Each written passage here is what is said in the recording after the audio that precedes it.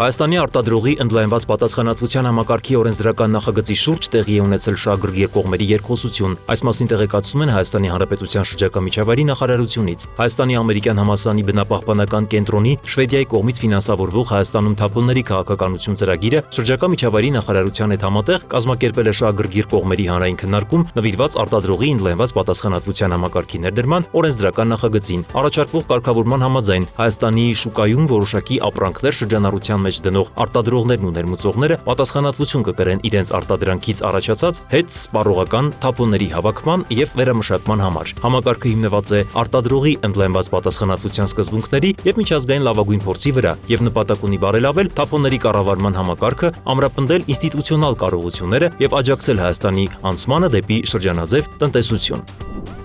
ԿԳՄՍ նախարար Ժաննա Անդրեասյանն այսօր ընդունել է Հայաստանի Հանրապետության Կենտրոնական բանկի ներկայացուցիչներին եւ ֆինանսական կրթության միջազգային փորձագետ Լեոնոր Ռիցլաուին քննարկելու ֆինանսական կրթությունը դպրոցում ծրագրի երկրորդ փուլի իրականացման առնչվող հարցեր։ Այս մասին տեղեկացնում են ԿԳՄՍ-ից։ Հանդիպանը մասնակցել են ԿԳՄՍ նախարարի տեղակալ Արաքսի Սվաջյանը, Հայաստանի Հանրապետության Կենտրոնական բանկի խորհրդի անդամ Արմեն Քթոյանը, ինչպես նաեւ ԿԳՄՍ նախարարության եւ Հայաստանի Հանրապետության Կենտրոնական բանկի այլ ներկայացուցիչներ։ Քննարկման ընթացքում հստակեցվել են ԿԳՄՍ նախարարության եւ Կենտրոնական բանկի հետագա համագործակցության առաջնահերթ ուղղությունները, համաձայնեցվել են առաջիկա քայլերը, կարևորելով շարունակական աշխատանքային հաղորդակցությունը ֆինանսական կրթության զարգացման նպատակով։ Հանդիպման ընթացքում քննարկվել են նաև երկկողմ գործակցության առնչվող այլ հարցեր։